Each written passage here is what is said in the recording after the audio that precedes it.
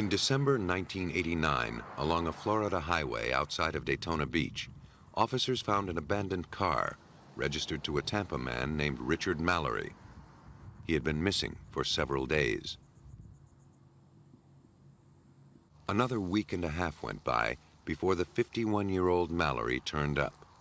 Naked, shot several times with a .22 caliber pistol, and abandoned 2 miles from where his vehicle was found.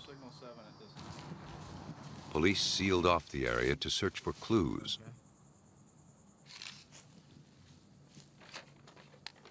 Investigator Larry Horzepa of the Volusia County Sheriff's Office led the investigation.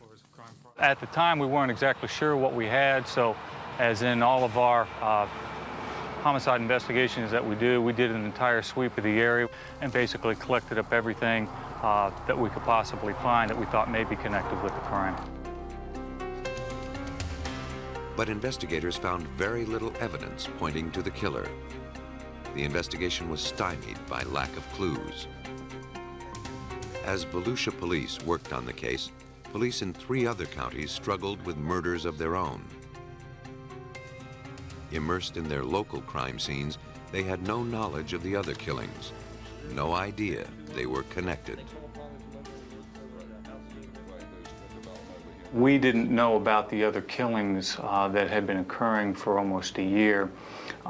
Basically, we were operating solely on ours. As the body count climbed, police became aware that a deadly pattern was developing throughout Florida. Finally, the separate police departments pooled their resources. We found the similarities in the fact that all the men were older men, being over the ages of 45 years of age, that they were basically all traveling alone, that they were traveling the major highways. We found that the bodies, all of them were discarded close to a major highway, and the fact that the vehicles that they had were placed somewhere else. The killer had been methodical, consistent. All but one of the victims had been shot in the torso with a .22 caliber pistol, a relatively small firearm. In every case, the driver's seat was pulled up close to the steering wheel. The evidence suggested the killer was a short person, possibly a woman. If this were true, it was one for the books. There'd never been a female serial killer, or at least not one that police knew of.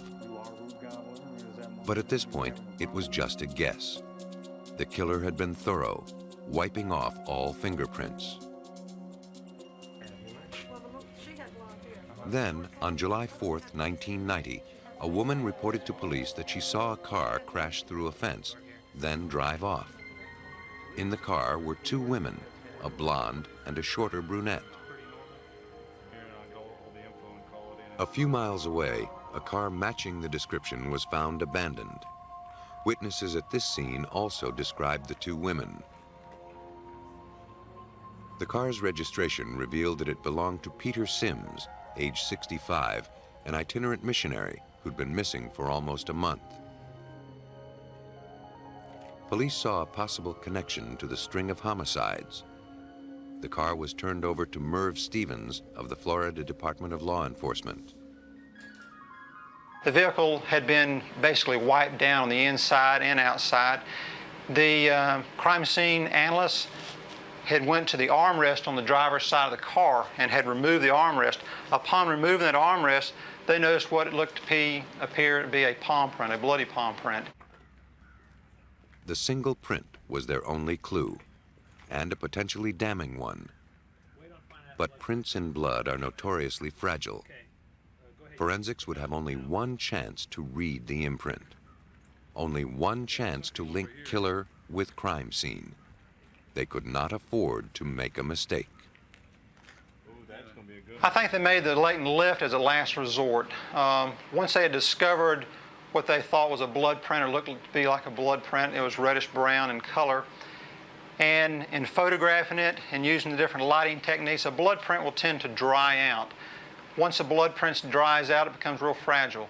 And simple moving it around, handling that type of item, the print will basically deteriorate and it will fall to pieces. After the print was photographed, clear tape was carefully placed over it. With even greater care, the tape was slowly lifted. Any little bend in the tape would crack the print and compromise the lift. Once the print adhered to the tape, it was affixed to a white card. The technicians were home free. The lift was a success. They analyzed the palm print and compared it to those of known criminals in the state of Florida. Stevens found a match in a woman named Lori Grody. She'd been convicted on a weapons charge. Grody was also known as Cammie Green and Eileen Warnes. Because several of the missing automobiles had been burglarized, police began checking pawn shops in the hopes of finding the stolen goods.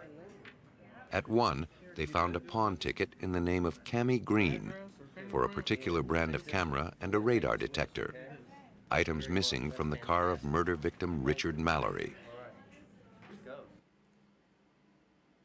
Florida requires pawn shops to take fingerprints. Cammie Green's print from the pawn ticket was compared to the prints in Stevens' files. The prints matched. The bloody palm print and stolen items were now linked to a single person, a woman named Eileen Warnes. Investigators traced Warnes to Daytona Beach, where she was a part of the biker crowd. She hung out at a bar called the Last Resort, where she slept on these benches behind the bar. Undercover police kept her under constant surveillance until they could collect more evidence of her crimes. But when they learned that a statewide biker barbecue was scheduled for the next weekend, they were afraid they'd lose Warnes in the crowd. On January 9, 1991, police made their move and arrested her. A key found in her possession led police to a locker filled with items stolen from the murder victims. The case against Warnes grew stronger. Next, they pressured her friends for more information. To keep them out of it, Warnes confessed. I shot him, and then I thought to myself, well, I might as well just keep on shooting him. Because I gotta kill the guy. He's gonna go and tell somebody. When she was convicted in Florida for the murder of 6 men, Warnes had the distinction of being one of the first female serial killers, deadly as the male. But why, beginning in December of 1989, had she become a killer, hitching rides with middle-aged men, suggesting sex for money in a secluded spot, then shooting them to death? Warnes claimed she'd acted in self-defense. It was a claim Larry Horzepa found difficult to believe. I think as she was applying her trade, as she was going along, for whatever reason, whether she needed more money or whether she decided that this would just be easy pickings, at one point in her life, starting with Mr. Mallory, she decided to bring a firearm into play. And once she went ahead and fired that first shot and killed that first man, felt it was easy. And why not do it again? Ann Rule has studied women who kill. She disagrees that robbery was the motive. She believes Eileen Warnes felt abused by the men in her life, and the killing was her attempt at retaliation. Her anger was typical of serial killers. But of all the women that I have ever studied, she is the only one who seems to have a particular victim type, who has a particular MO, who's killing stranger to stranger, and fits into the serial murder pattern. For Ann Rule, the most chilling aspect of serial killers is their lack of remorse for their crimes. These people believe that they deserve to have anything they want that makes them feel better. It doesn't matter who gets hurt as long as they're happy, because they are real and the rest of us are paper doll characters. We don't feel the way they do. With each murder, serial killers lose a little more of their conscience, making the next killing that much easier.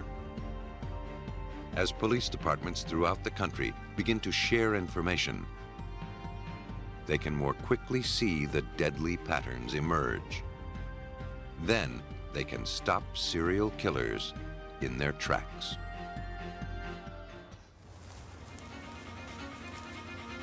In Fairfax County, Virginia, police find a decomposed body, but have no report of a crime. In Fort Myers, Florida, a killer confesses to a grisly crime, but the police cannot find a body. A serial killer may go free unless police find the evidence to put him behind bars.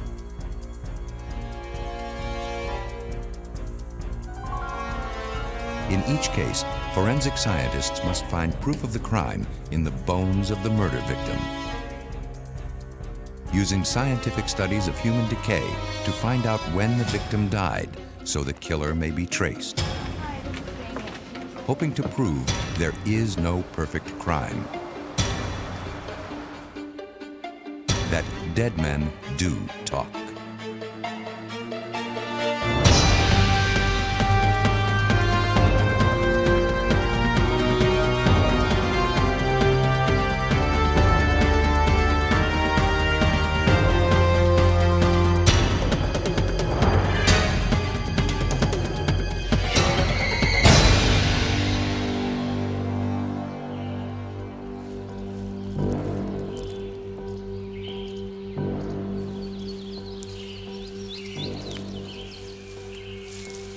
December 1993. In a wooded area near Washington, D.C., a surveyor has made a gruesome discovery. While mapping out a new suburb in the Virginia countryside, he has stumbled on a body buried in a shallow grave.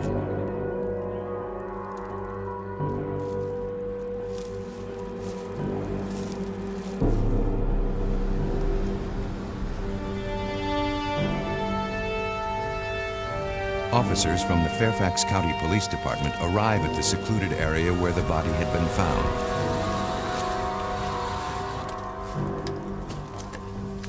The first homicide detective on the scene is Detective Jerry Farrell. How you doing, Officer Gregory? What do you got? There's a human skull right over here. Okay. Let's take a look.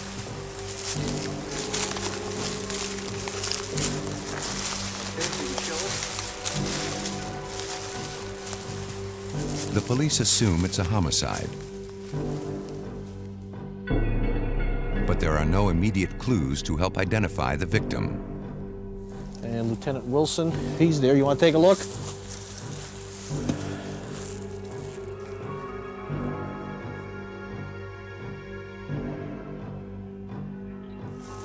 What you're going to need is start mapping out the area. Secure this area here, and then we're going to need at least 50-foot area perimeter set up around this one. The team of investigators will search a wide area. Scavengers have dragged parts of the body away.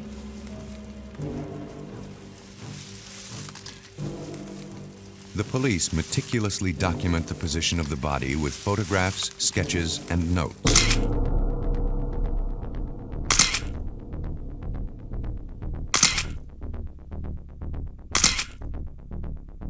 Detective Dennis Wilson heads the Cold Case Squad, investigating crimes where the trail of evidence has gone cold. In such cases, every clue, every piece of evidence, no matter how small, may be the key to solving the crime. Involved in the murders of a couple of prostitutes in an adjoining county. How many core samples do you From think bits we're of going to need? clothing and hair, Detectives Wilson and Farrell are fairly sure the victim is a woman. Since decomposition often leaves fatty residues, the officers take soil samples near the body. Chemical analysis could help determine when the victim was buried. Well, you only have one chance at a crime scene, and you have to do it right the first time. So you slow things down at that point. There's no hurry. The body's obviously been there for some time. We're going to try to gather all the evidence we can and make sure we don't miss anything. There just may be one small little clue here that's going to lead to either her identity or the identity of the perpetrator. Because the body is so badly decomposed, the detectives make a call to nearby Washington, D.C. Dr. Douglas Owsley of the Smithsonian Institution is an anthropologist whose specialty is identifying human remains, from soldiers who died in the Civil War to the modern-day victims of homicide. He has testified in many criminal trials as a forensic scientist. Forensic meaning science used as proof in a court of law. Receiving the call from the Fairfax County Police, he agrees to visit the site where the skeleton has been found. In the usual case, murder victims are assigned to medical examiners who dissect the body to find the cause of death. But medical examiners are accustomed to dealing with fresh bodies.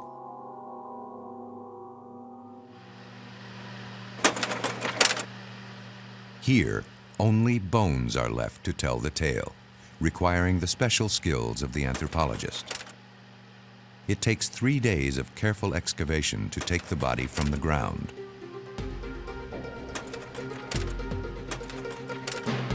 Back in his laboratory, Owsley hunts for signs of the victim's age, sex, and the manner of death. One of the things that we focus on is It is immediately apparent that the victim is female. The pelvic bone is wider in females to accommodate childbirth. Though Owsley believes the victim was a young adult, it's difficult to be more precise. She does not show any signs of arthritis, not severe arthritis. If you look at her spinal column, there's only minor changes, no development of arthritis. Her pubic bones are showing a stage of maturity that would be consistent with somebody that is about 30 years of age. And In a young one of person, the features that we sutures of look the at is skull are plainly visible. features. This is a very general aging indicator, but in a young As a person grows older, the sutures tend to fuse together. And so in her cranium, In the victim's skull, the sutures are starting to disappear, confirming that the victim was a young adult. in the suture. Only 5 feet 1 inch tall, she'd been stabbed repeatedly. The knife blade leaving marks on the collarbone, ribs, and vertebrae. Looking at the pattern of cuts in the bone, you can tell that the individual was behind her at least some of the time. She has knife wounds that penetrated in the back and the midline. The cut that is in the clavicle and the collarbone, there's many different positions that could account for that, but one would be the individual reaching over her. Attaching a name to the body will not be easy. To shed more light on this mysterious case, police must determine the identity of the victim.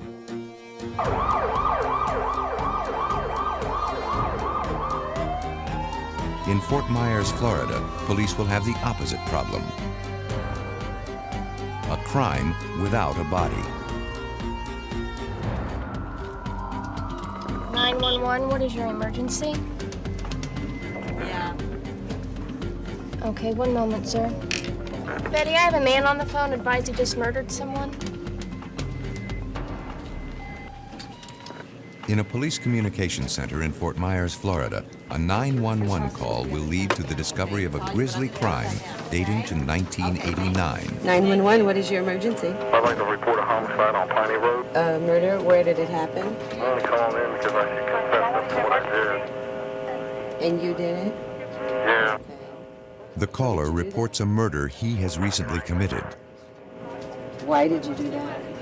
I don't know. I'm normal everything. He says he's thought of turning himself in, but hasn't decided Why yet. turn yourself in? I'm thinking about it. All right, are you going to wait there for us? The 911 call is traced to a shopping center phone booth. The operator tries to keep the killer on the line, while a message goes out to police units in the area. Lake County 2, 11-1, 1065, a possible signal 5 at Coral Gate Shopping Center. Orange Grove and Pondella. Orange Grove and Pondella. Officer Paul Rose monitors the call and finds no one at the shopping center phone booth where the call originated. But less than a mile from the shopping center, he has spotted a possible suspect.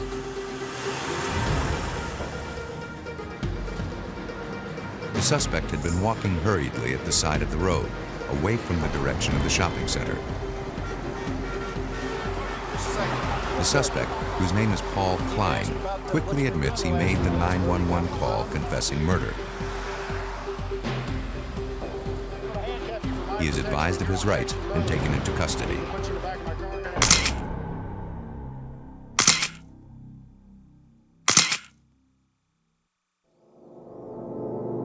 The previous night, he'd broken into a house and strangled an elderly woman on the couch where she lay. There is no sign of anything missing. Robbery had not been the motive. Lieutenant Jeff Taylor, entering the house, found the victim just as Klein had described her. But he would soon find out that she had not been Klein's first victim.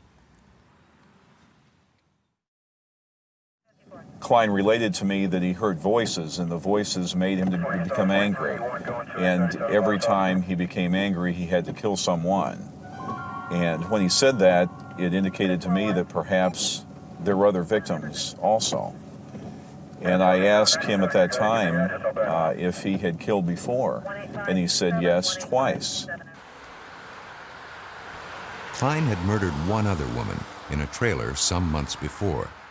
But his first victim had been a friend named Danny Webster, killed a year and a half earlier in August 1989.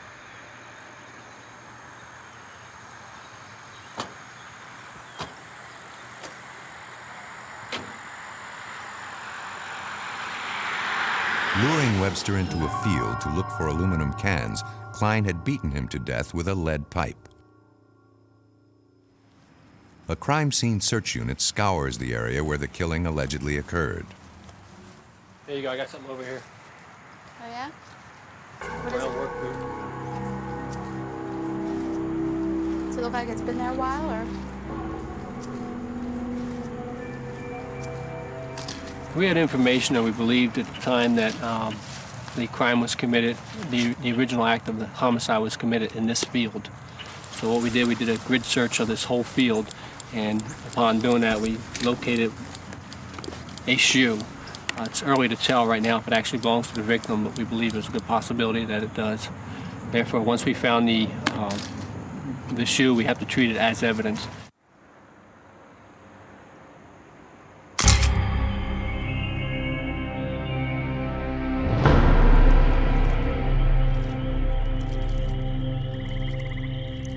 According to Klein's confession, he had returned to the scene of the crime 3 days after the murder.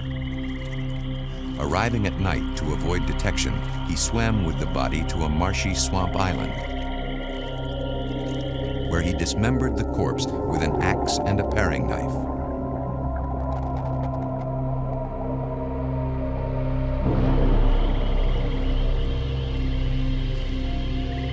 After disposing of Webster's body so thoroughly and getting away with his crime for a year and a half, Klein has now decided to confess.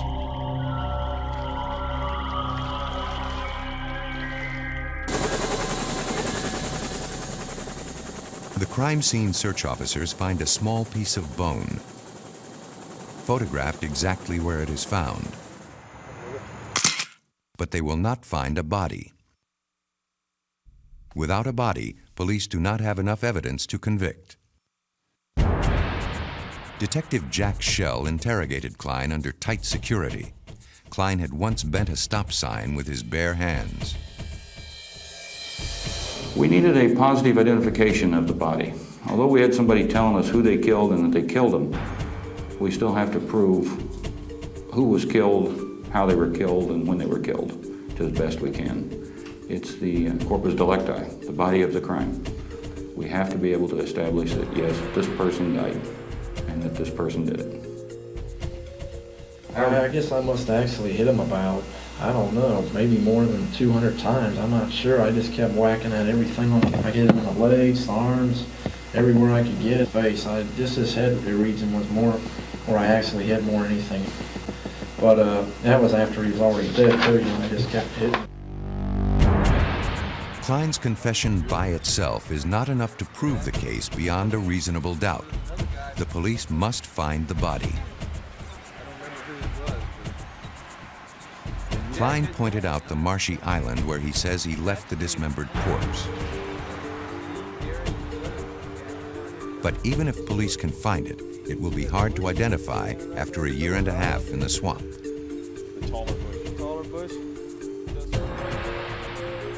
The case will go to Dr. William Maples of the University of Florida, a world-renowned authority on the identification of skeletal remains. In 1991, he led the team that exhumed the bones of President Zachary Taylor, who died mysteriously in 1850. Some historians say Taylor was poisoned, making him, not Abraham Lincoln, the first American president to be assassinated. After testing the dead president's hair and fingernails for poison, Dr. Maples laid the body and the assassin theories to rest. In the case of Paul Klein, it is immediately clear to Maples he is dealing with a possible psychopath totally unaffected by death. Well, bodies in Florida tend to bloat very rapidly. Florida is known for its sunshine and good weather, especially in the area of Fort Myers where this took place. So the first thing that our killer attempted to use was a paring knife. It is very flexible, it is light, it may be sharp, it may be serrated, and may be very, very effective sometimes in cutting up bones. The so-called Ginsu steak knife is amazingly flexible and yet will go right through bone if it's properly used. So our killer sticks the knife into this bloated body and outpours all over him yellow and green discharge, foul-smelling fluid. This is enough to really disturb anyone, even if they weren't disturbed to start with. But the killer's use of a paring knife may be the key to identifying the victim's remains and corroborating Klein's confession.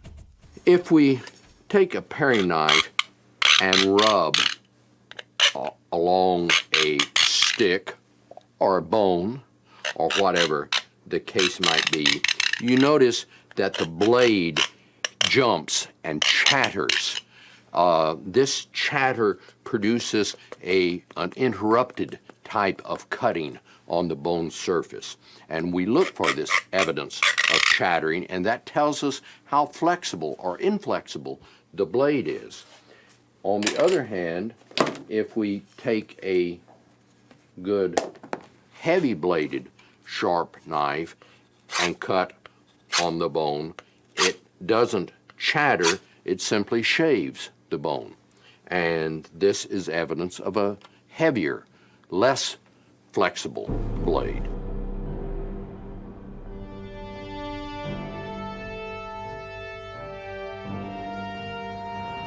Crime scene search officers arrive at the island where Klein left the dismembered body.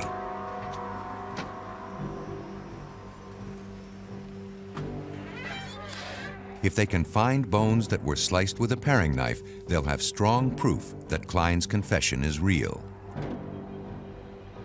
Hey, Chris. You're gonna earn this one. You're gonna earn this one. Klein was to have accompanied the officers himself, but in the boat going over to the island, he'd been much too excited at the prospect of seeing his victim's remains. For their own safety, the officers decided to search without Klein's assistance. It's a serious mission, for unlike his other crimes, the murder of Danny Webster was vicious enough to send Klein to Florida's electric chair, or else prove beyond all doubt he's a dangerous psychopath to be put away indefinitely. He seemed like a normal person. You didn't notice any psychological problems or anything, but the more it went on and the more I realized he was telling me the truth and that these gory facts he was telling me really did happen, then I'm beginning to think, you know, we got a real weirdo here that can do this and talk about it so calmly and so intelligently. Klein had a nickname he didn't like. Because his arms extended out from his body as he walked, kids made fun of him, calling him Popeye. What I did is... He'd killed Danny Webster for calling him names, repeating time after time it was because Webster had harassed him. How are you feeling? I'm feeling pretty good. Everything's all right. I just have to go ahead and, I don't know, I think I feel almost a little dizzy for that matter. I have to eat a little bit of something, take my medication. Is that person in the march Danny Webster? Yes, ma'am. Yep, that's him. Or that was him. Why did you kill him? He was always being cruel and, I don't know, calling me names and stuff, and I decided to go for it. Okay? Watch your head, Dave. Hey, thank you, ma'am. I appreciate everything. Watch your head.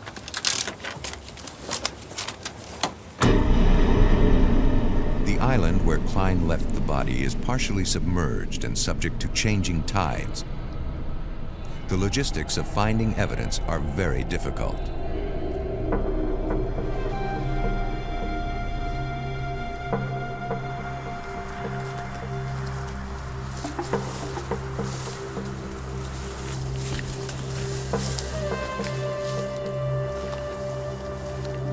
Finally, more bones are found.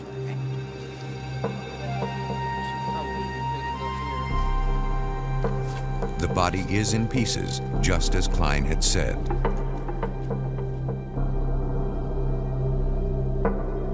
I asked him, how did you take this body apart? I believe his response was just like I always do.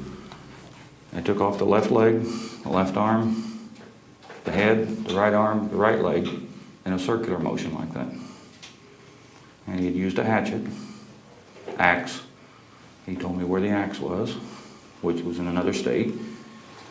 Him and his father had went to their home in another state and left it there before he came back.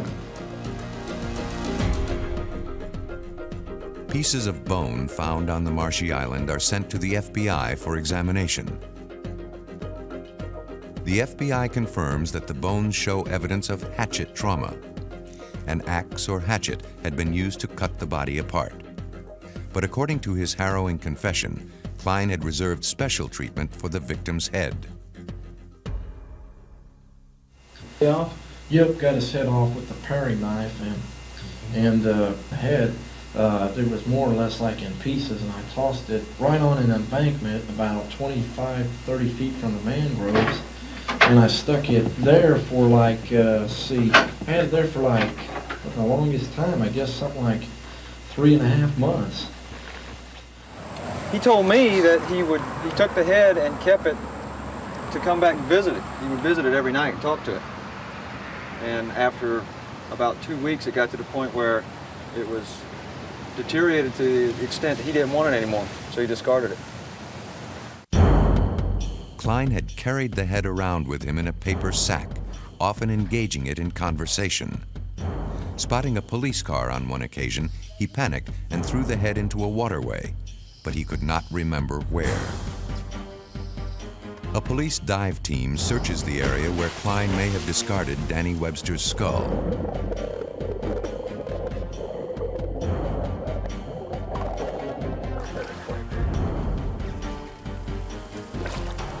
It is an area of murky waters, frequented by alligators. They find nothing but coconuts. Unless the head is found, it may be impossible to identify the remains as those of Danny Webster.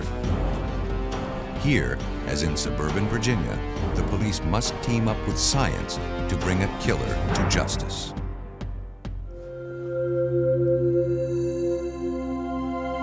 At the Museum of Natural History in Washington, D.C., tourists gaze at the wonders of the natural world. They are unaware that a few feet away, a storage area holds the unnatural work of a vicious killer. Police in Fairfax County, Virginia, have called on forensic scientist Doug Owsley to help identify the victim of a brutal homicide. The body has decomposed. Only a skeleton remains. Owsley has determined that the victim was a female from 27 to 34 years old. She died from repeated stab wounds. But who is she and where did she come from? When you're working with police cases and working on problems of human identification, often when the remains come into the laboratory or when you're involved in the recovery, the identification follows very quickly. There's someone that's missing, there are records that can be obtained, dental records or medical records that you can compare against, and you can get that person identified within a very short period of time. Okay. All right. Well, if we can help, let's try. But police in Fairfax County have found no immediate links to a missing person. What's your phone number? Owsley will need every piece of evidence he can find to produce a life history of the victim, to be matched, hopefully, with someone who disappeared as many as 6 years before. Personal effects found with the victim are minimal. An inexpensive hair clip, a hair pick. Her blue jeans had rotted away. Her synthetic underwear remained. Lightweight sandals indicate that the crime was committed in warm weather. Her hair was a light brown color, as determined from analysis of hair found at the site. We know that her fingernails were painted from fingernails that were recovered at the site. It was a dark glossy pink in color. So there's a lot of details. On the earrings found near the body is a fragment of human tissue. The metal of the earring had protected it from bacterial decay. The earrings are included in sketches distributed nationwide. Slowly, painfully, the haunting details of the victim's life are coming into focus. In the spinal column are signs of trauma. Depressions in the vertebra are evidence that the discs between the vertebrae have herniated. The victim may have held a job that required heavy lifting. She'd once taken care of her teeth, but in the last years of her life had allowed them to decay. She had fillings on the front teeth to maintain her appearance, but 5 of her molars are missing. Black stains on the teeth are evidence the victim was probably a smoker. Overall, the impression that you would have, but it's an impression based not only on the dentition, but perhaps some of the things found with it. It would suggest that it was an individual that did not have a lot of money, that fairly limited financial resources.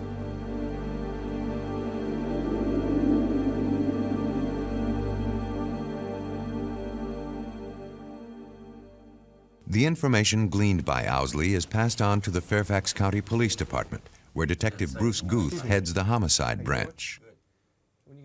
In our jurisdiction, many of the murders are committed by people who know the victim. In the normal case, once the victim is known, the police will talk to neighbors and relatives about the victim's lifestyle, who her friends were, and her enemies. A chain of evidence often will lead to the guilty party. In this case, we don't know the identity, so it makes it difficult to really go much further till we know who it is.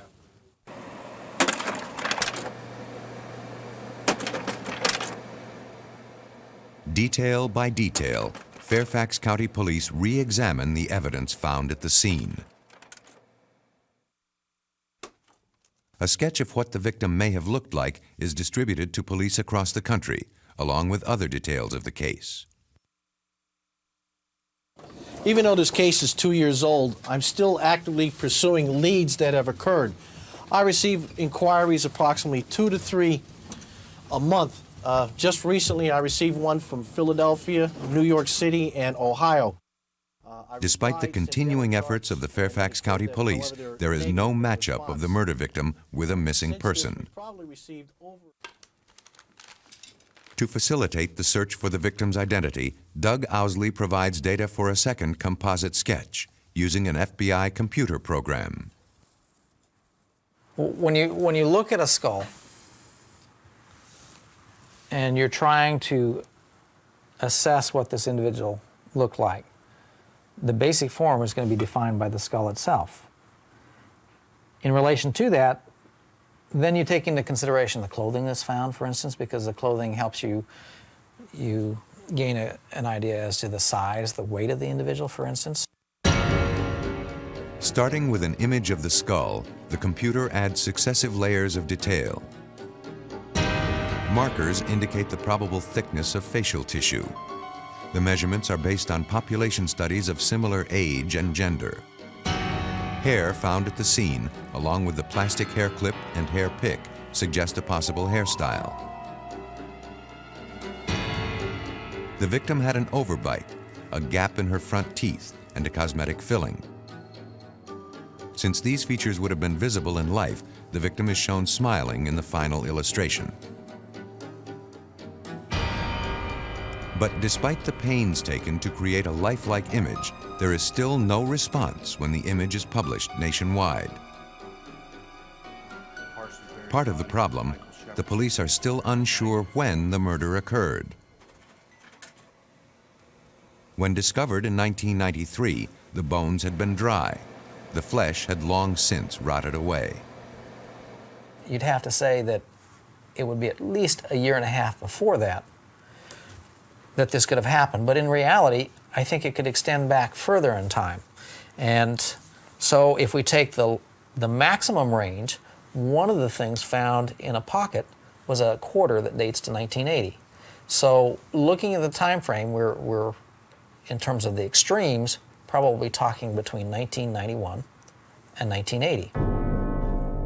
The problem of dating murder victims found long after the crime has occurred may soon have an answer. At a body farm in Tennessee, an unusual study is underway, using the volunteered flesh and bones of the dead.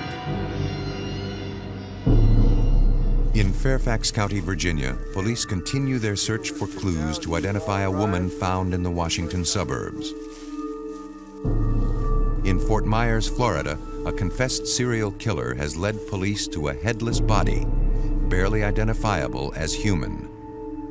In both cases, work done at the Tennessee Anthropology Research Facility, or TARF, will prove invaluable. Its director is Dr. William Bass, a forensic anthropologist at the University of Tennessee in Knoxville. His expertise is the human skeleton. An individual who'd been dead about 10 days found out on the edge of the railroad. When a person is recently dead, morphological features such as prints on the fingers and palms can help with identification. When these features are gone and only the bones remain, the case is one for forensic anthropology. Bass's facility receives on average 1 body a week for identification. Parts of Tennessee have become a dumping ground for murder victims. We don't think of the interstates as being avenues of crime, but they're absolute avenues of crime. So you can kidnap somebody in Chicago. You can come down I-75, which comes down through Cincinnati, through Lexington, Kentucky, into Tennessee. The first real area that you get to on I-75 going toward Florida that is really rural is Tennessee. And we get a lot of bodies thrown out there. With so many bodies, Bass has invented a boxing system for storage. Every skeleton gets his own box. So you want to box them because if you don't, they will get lost, they will get dirty. On the shelves surrounding him are over 2,000 skeletons sent to Bass's facility by medical examiners around the state. With the help of graduate students, Bass assists the police in determining the sex, race, and other identifying characteristics of unclaimed bodies. But in doing his work, Bass became acutely aware there were no reliable statistics on rates of human decay.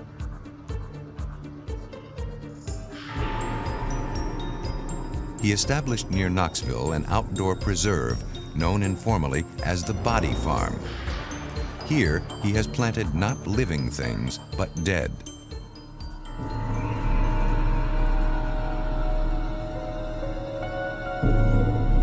Human bodies left in the open to decompose. It's an experiment that will tell him how bodily decomposition is affected by weather, climate, and the degree of exposure to the elements.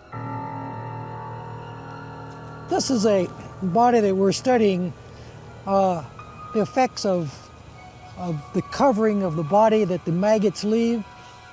This body has been outside for a year. Maggots have eaten its inside away, but left some of the skin for protection. Maggots don't like sunlight, and what they do is they leave this as an umbrella to protect themselves from the sun. And so you get bodies like this that will have the covering on them holding the bones together, although there are no internal organs left there at all. The specimens used for Bass's experiments come from two basic sources: those who have donated their bodies to science and unclaimed bodies sent to the facility by medical examiners. After the bodies have lain in the open to decompose, they are brought back to the laboratory for analysis. Dissection will tell how their exposure to the elements has affected their skin, bones, and tissue. These statistics will then aid police departments in determining how long a newly discovered homicide victim has been dead. To keep out intruders with morbid curiosities, security guards keep the body farm under tight surveillance. Bass has attempted to duplicate all the common ways in which killers dispose of their victims. Well, we try to keep as honest a setting as we can. We try not to make anything artificial. It's exactly the way it is in nature. What we have here is an automobile that we have been looking at the decay rates of people in automobiles, both in the passenger compartment and in the trunk. A body placed in the trunk for observation has since been removed, but its byproducts remain. Tiny pupil cases from which flies have emerged. A matter of minutes after death has occurred, flies are attracted to the body to lay their eggs. The eggs will hatch into larvae, or maggots, that feed on the decaying flesh before turning into flies. We can tell you that this individual has been in this trunk at least 21 days from the fly pupae that are present, from the pupil cases that are present here.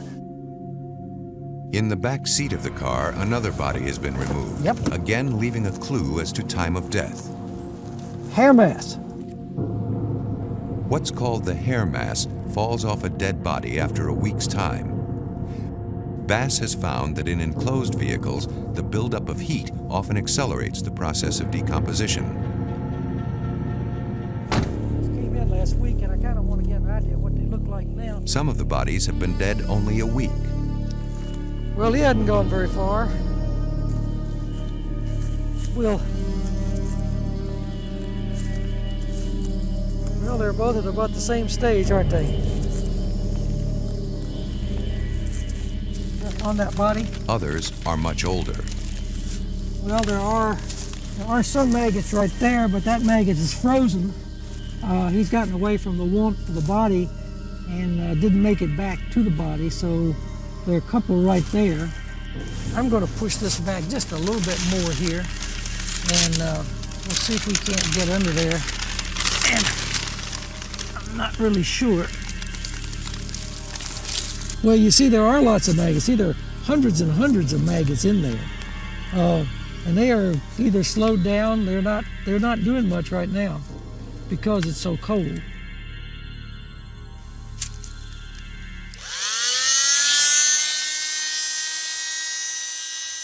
Each month, Bass sends bone and hair samples to the FBI for analysis. The samples come from a number of different specimens in a variety of locales within the farm. The FBI will study how time, exposure to the elements, and the environment in which a body is found may alter its DNA. You can do DNA analysis on the maggots, and they will produce the same DNA. If the individual has been on drugs, the maggots will pick up those drugs. You can tell from analysis of the maggot. Also, the volatile fatty acids, which are the goo that you see there, those are what are called the volatile fatty acids that leach out of bodies. Now, we have been able to take this material and analyze that and determine the length of time since death up to about 2 years. In other parts of the facility, bodies lie in coffins above ground. Drainage tubes allow the testing of fluids and air samples without opening the coffin lid. This is Nearby, bodies are buried in coffins 6 feet underground, with a culvert allowing access. Here, Bass and his associates study how subterranean burial affects the rate of decay. Since killers have been known to dismember their victims and scatter them around, another area is set aside for body parts. It is not always an exact science, but Dr. Bass's work, the first of its kind, will help the police with murder victims found long after the crime.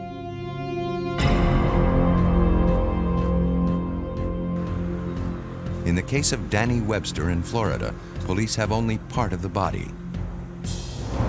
The killer has done a thorough job of dismembering and scattering the remains. Filling in the grisly details of murder and mutilation will be the job of forensic science. At the Lee County Sheriff's Office in Fort Myers, Florida, Paul Klein has confessed to the murder of Danny Webster. But the killer has carved up the body and disposed of its head. The few bones found on a marshy island are 1.5 years old. It may be impossible to prove beyond a reasonable doubt they are the bones of Danny Webster. Klein had been relentless in attempting to conceal his crime. Before decapitating the body, he had pulled out the teeth, knowing they're often used to identify the victim. He explained that instead of digging a normal grave-type hole, that he dug a round hole as if to put trash or something in it. He set the victim down in it, buttocks first, and shoved him into the hole by his shoulders. When he didn't go in all the way, he jumped up and down on the body until he was able to get it deep enough into the hole that he thought he had it hidden. Then he pulled weeds and dirt over it and laid on his belly, and his words were, slithered back into the water like a big gator and swam back home. Is Klein a psychopath, or is he a man who has plotted and planned the perfect crime? Okay, a perfect crime. Let's think, how about Jimmy Hoffa? How far have we gotten on Jimmy Hoffa solving? We don't even know where he is. How can we solve the crime if we don't know where he is? You see, so somebody's already thought of this and said, if you leave the body, it's a good chance you're going to be caught. Because there's all these hair and fiber section of the FBI and the forensic anthropologists of the world all over. All my colleagues were out there trying to figure this out. But if you don't have a body, how do you know you've got a crime, you say? Detective Harry executed a search warrant at Klein's apartment. It was soon apparent Klein may have learned the techniques of killing from books. We found probably every true life murder story that was ever written, like Son of Sam, The Hillside Strangler. It was just book after book after book.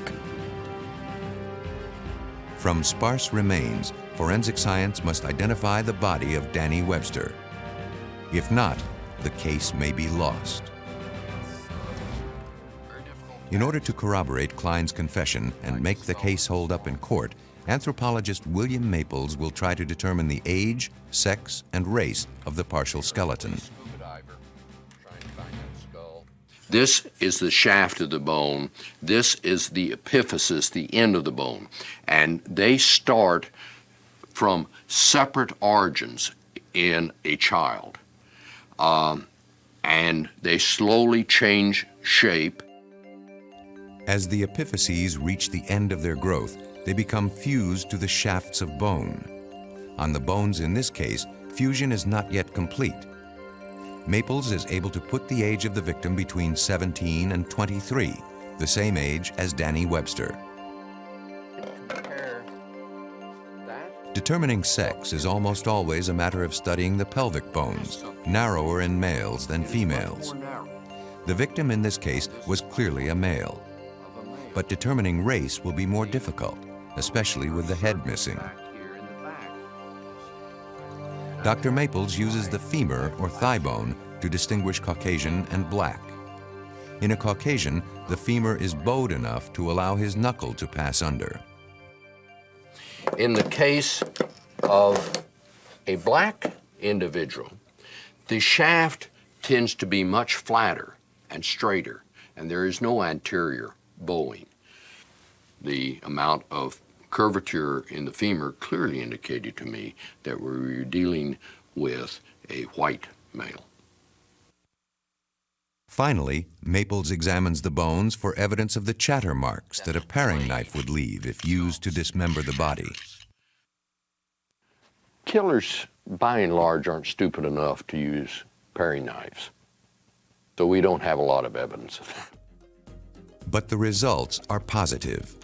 By the end of his examination, Maples has conclusive proof that the bones match the description of Danny Webster. The necessary corroboration of Klein's confession is in place. For Lieutenant Jeff Taylor, the case is closed. Paul Klein is presently in an institution in Chattahoochee, Florida, for mentally insane.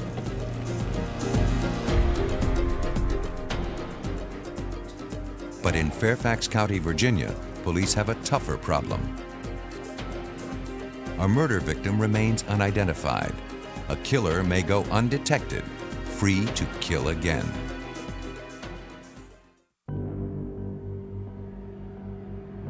More than 2 years have passed since the discovery of a female body in the Virginia countryside near Washington, D.C. Fairfax County investigators, including detectives Jerry Farrell and Dennis Wilson, have sent out extensive information on the case, including descriptions of the victim, dental charts, and a description of some, but not all, of the wounds discovered by forensic expert Doug Owsley. Persons have been known to confess crimes they did not commit, having learned the details of the crime from public sources. By withholding certain information, the police can be sure when a confession is fabricated or genuine. All right, this is going to be the cut right here. Far from having a confession, police in Fairfax County, after 2 years of searching missing person files, still do not know who the victim is. Even today, we think a lot about her and are hoping that through the facial reproductions that have been done, that someone might be able to recognize her, might be able to contact the police and offer new insights, because this is somebody that we need to get identified, and we certainly need to in order to hopefully prevent this from happening again, find out who did this. We've sent hundreds of leads out, hundreds of posters. We're going to probably revise this again at least once or twice a year. We try to cover it on the TV stations, the media.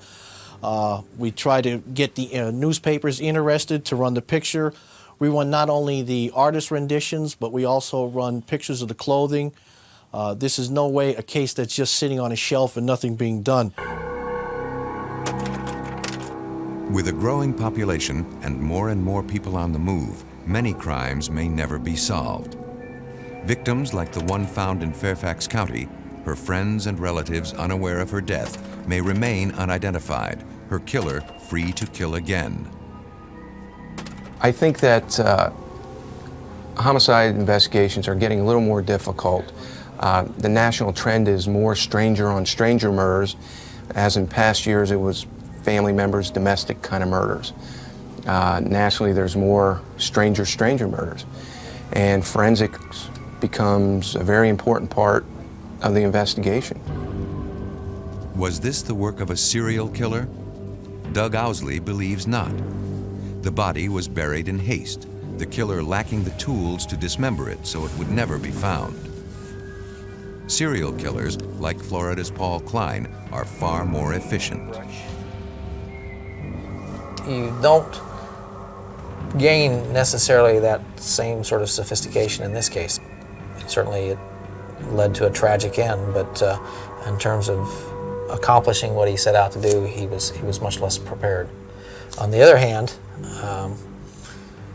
he was able to take someone's life, and he's been able to get away with it all these years, and so there's just some piece that we haven't been able to put together to get on his trail yet. Despite the obstacles to solving the case, detectives in Fairfax County have not given up. Somebody sooner or later is going to talk about this. That's one of the premises of a cold case squad, that relationships are changing and Technology's changing, things are becoming more advanced. I'm optimistic that this case could get solved. We keep working at it, chipping away at it. Eventually, it's gonna unfold.